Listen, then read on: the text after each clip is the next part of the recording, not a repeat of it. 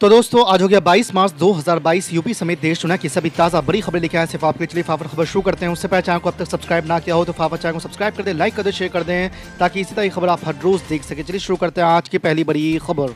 ED के द्वारा 8 घंटे तक पूछताछ के बाद अभिषेक बनर्जी ने दावा किया कि भाजपा विपक्षी दलों के खिलाफ प्रवर्तन निदेशालय, केंद्र जांच ब्यूरो और आयकर विभाग का इस्तेमाल कर रही है। आपको बता दें कि तृणमूल कांग्रेस के महासचिव अभिषेक बनर्जी ने केंद्र की आलोचना करते हुए सोमवार को कहा कि केंद्र जांच एजेंसियां भारतीय जनता पार्टी की तानाशाही के तहत काम कर रही है। पश्चिम बंगाल की मुख्यमंत्री ममता बनर्जी के भतीजे अभिषेक बनर्जी कोयला घोटाले की जांच के सिलसिले में सोमवार को दिल्ली में ईडी कार्यालय में पेश हुए थे। उत्तराखंड के बाद अब गोवा में भी भाजपा ने अपने पिछले सीएम को ही बरकरार रखा है। सोमवार को हुई गोवा भाजपा विधायक दल की बैठक में प्रमोद सावंत को विधायक दल का नेता चुना गया है।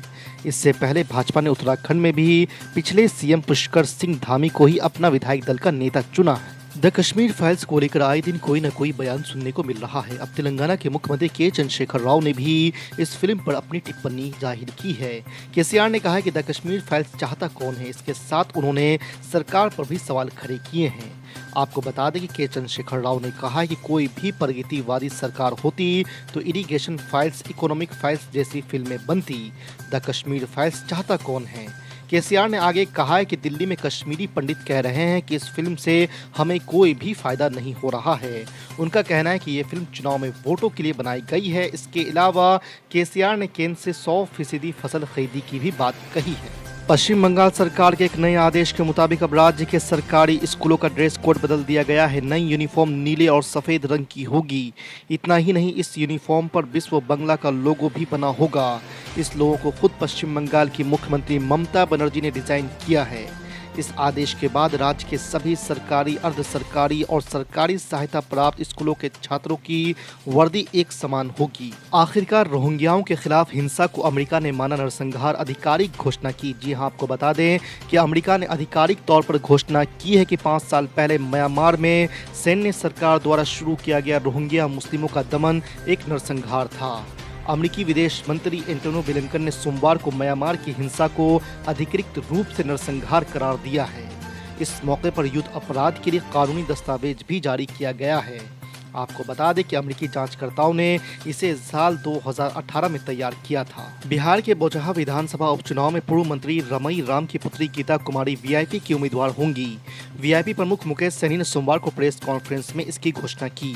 उन्होंने कहा कि 23 मार्च को गीता कुमारी नामांकन दाखिल करेगी। आपको बता दें कि राजद को छोड़ पूर्व मंत्री रमई राम ने अपनी पुत्री के साथ वीआईपी की सदस्यता ग्रहण की।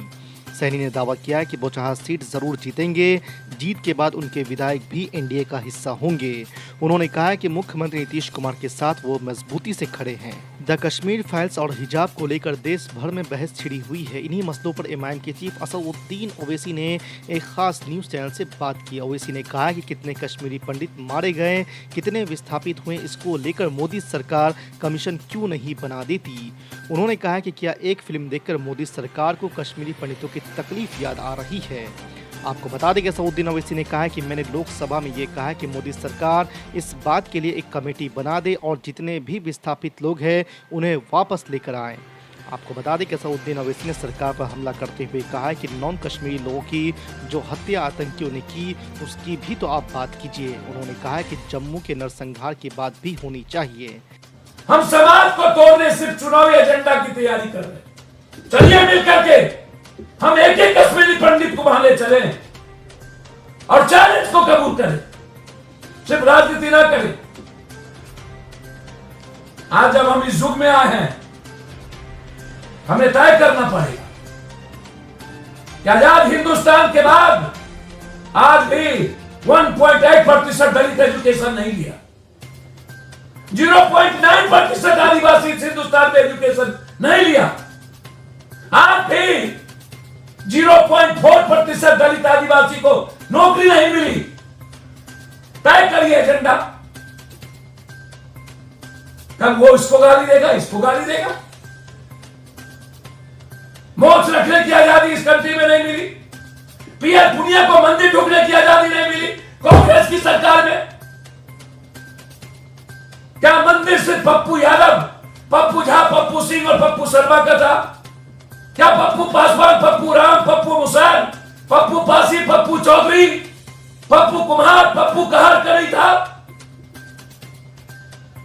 कब तक आप पॉलिटिकल एजेंडे को तय करते रहिएगा? कब तक? कब तक? कब तक आप ब्राह्मणवादी व्यवस्था का नाम लेके ब्राह्मणों को गाली देते रहिएगा? आज आपको बढ़ने की जरूरत है, तरक्की करने की जरूरत है। 24 घंटा हम ब्राह्मणों को गाली नहीं दे सकते।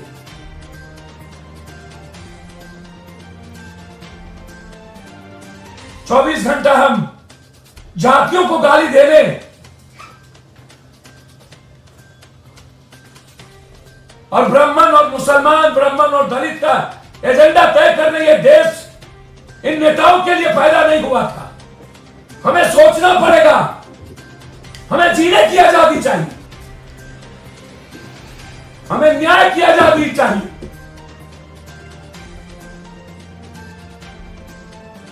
कल जो हुआ मध्य भारत बिहार में, आज उसको लेकर के गाली दे। जो कल हुआ था, क्या दलित और ब्राह्मण मुसलमान मिलकर के इस कंट्री में कांग्रेस को वोट नहीं देती थी? क्या दलित ब्राह्मण मुसलमान एक होकर के काम नहीं करते थे?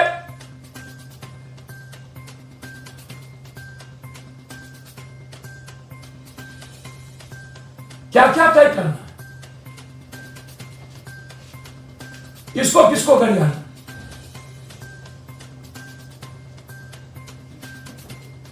सारी चीजों पर आधिपत्य ब्राह्मणों का हो गया, पत्रकारिता पर, सब चीजों पे। ठीक है, कल उनको थी, उन्होंने किया, आज आप तय करिए, आप करिए। जरूरी नहीं है कि हम एक महल बिल्डिंग बनाने के लिए 3 महला को तोड़े, खुद को बनने के लिए किसी जाति को गाली दे।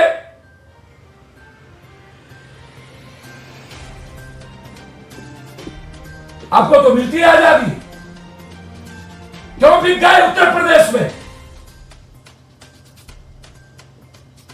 सबसे ज्यादा चोट दलितों पर, फिर आपने वोट क्यों दिया उत्तर प्रदेश में? गाली दोगे सिर्फ ब्राह्मणों को, और वोट की बारी और पढ़ने की बारी आएगा नौकरी की तो आडंबर, कर्मकांड, भाग भगवान और किस्मत के भरोसे जिए।